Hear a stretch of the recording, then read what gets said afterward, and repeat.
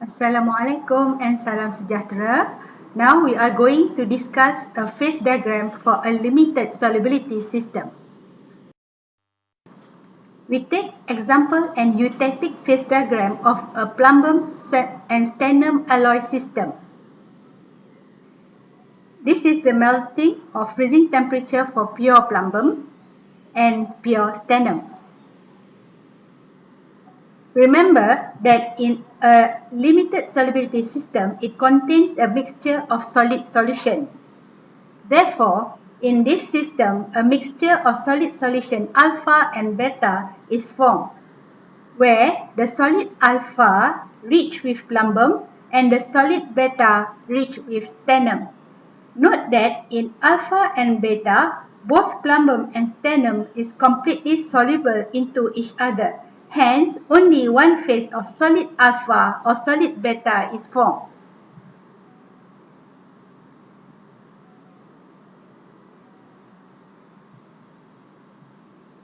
In this area, the mixture is in a liquid form. In this area, both the liquid and the solid phase coexist. And finally, in this area, the mixture is in a form of solid. This is the liquidus line where the solid alpha or beta starts to form.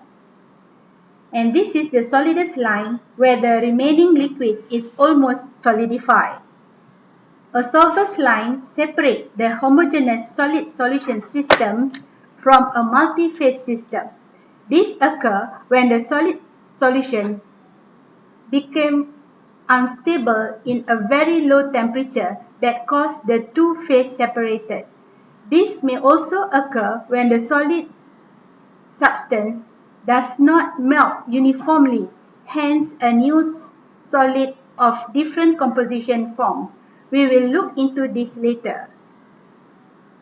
This is the eutectic point of a homogeneous mixture that melts or solidifies at a single temperature that is lower than the melting point of any of the constituents or mixing ratios. Both plumbum and stannum form eutectic alloy at 180 degrees Celsius. The eutectic alloy contains 61.9% of stannum. On the left side is called hypoeutectic composition that contain more alpha species than the beta species. On the other hand, this hypereutectic composition contain less alpha species than the beta species. We will discuss this in detail later.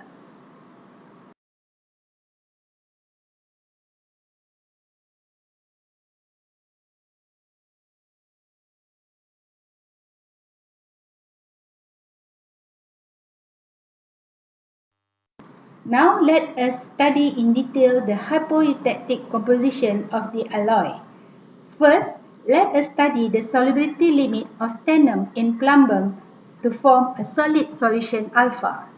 At 0 degrees Celsius, only 2% of stannum is completely soluble in plumbum. However, when we increase the temperature, more stannum can be dissolved in plumbum. However, only 19% of stannum can be dissolved in plumbum at 183 degrees Celsius to form a single alpha phase of a solid solution system.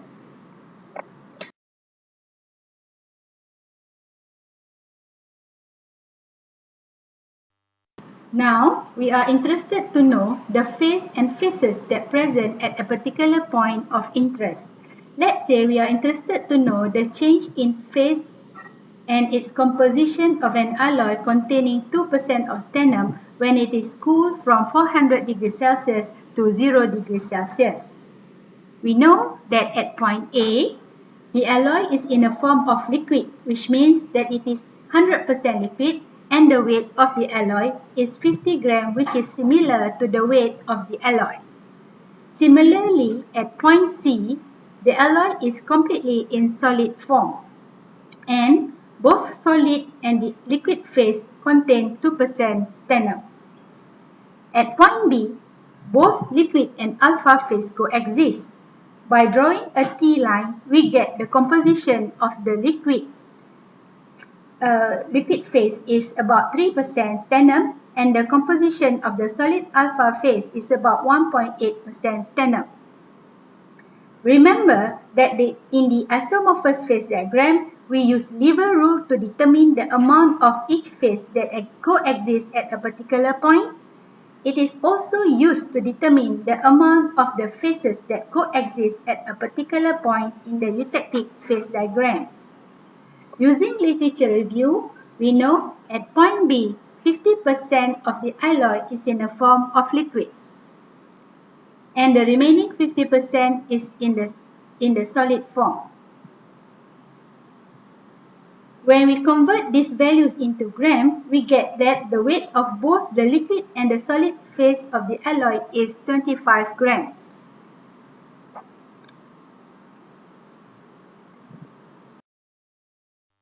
We are then interested to know the amount of stannum and plumbum in each phase. Note that similar steps are followed in determining the elements that present in each phase in the isomorphous phase diagram. Therefore, we know that in the liquid phase, it contains 0.7 gram of stannum and 24.25 gram of plumbum, and the solid alpha contains 0.45 gram of stannum and 24.55 gram of plumbum. To check whether our calculations are correct, we total up these amounts and we should get the initial weight of the alloy, i.e. 50 gram. Remember that solid alpha contains more plumbum than stannum. Hence, this confirms that our calculations are also correct.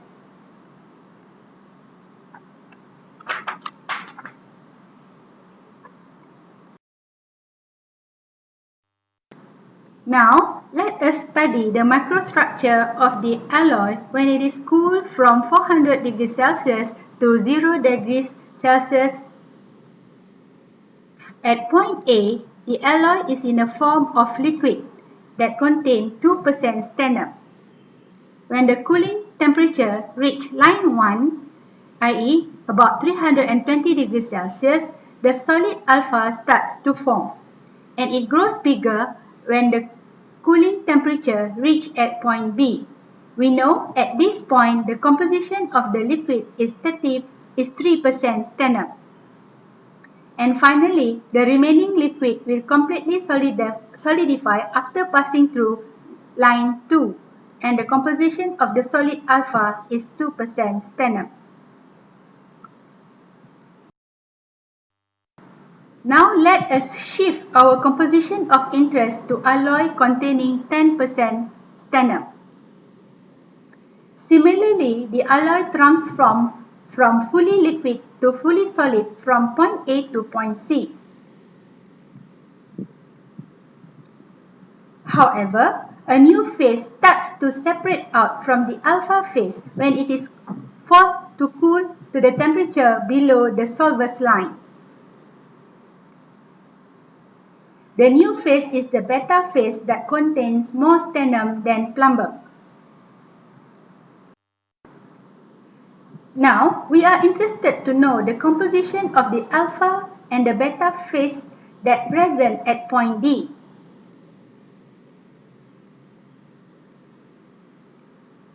Similarly, a T line is drawn at point D, and the composition of alpha obtained is 4% stannum, and solid beta contains 98% stannum.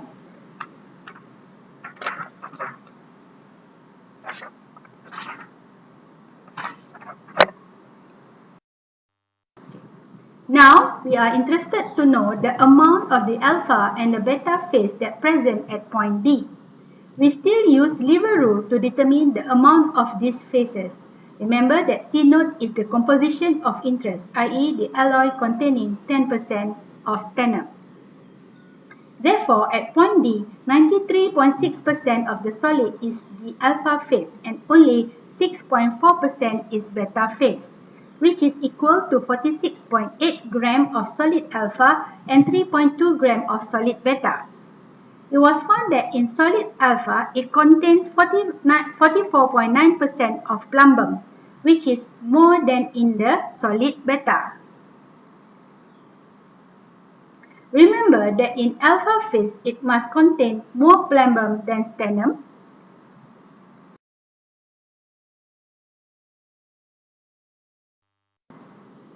Now let us shift our composition of interest at the eutectic composition.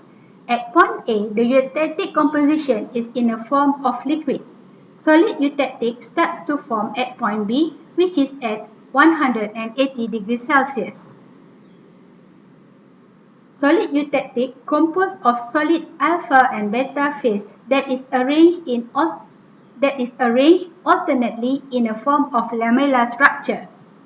The eutectic composition contains 19% of sternum in the alpha phase and 97.5% sternum in the beta phase. Below this eutectic temperature, all the liquid transforms into solid containing both alpha and beta.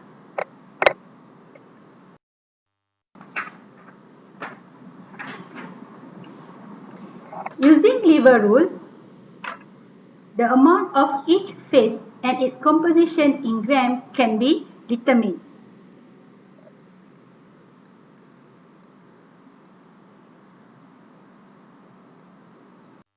Next, we are interested to know the phase composition of a hypoeutectic alloy containing 40% sternum. At point A, all the alloy is in a form of liquid. At point B, both liquid and the solid alpha coexist.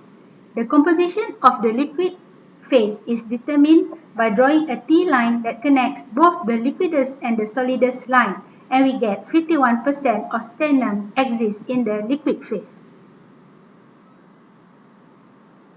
When we further cool the alloy down to point C, a eutectic solid starts to form. Note that the composition of alpha phase is 19% sternum and the composition of the liquid phase is 61.9% sternum.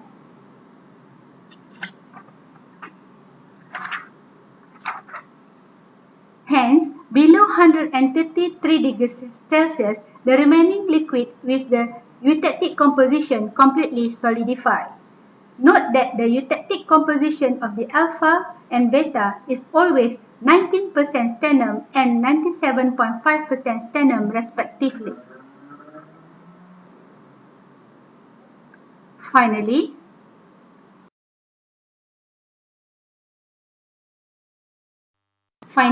we summarize the cooling history of all the compositions in their respective cooling curve.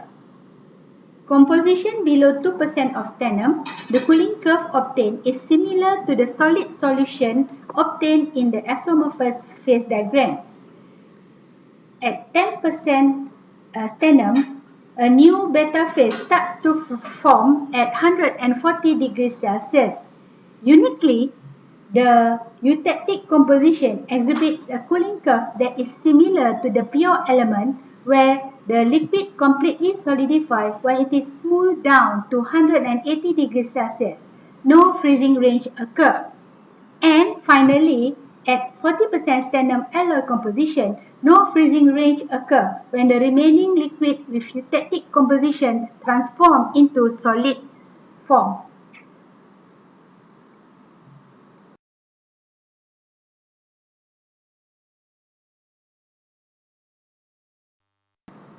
The same explanation goes on the hypereutectic composition side to determine the phase or phases present and their composition, their amount, and their cooling trend.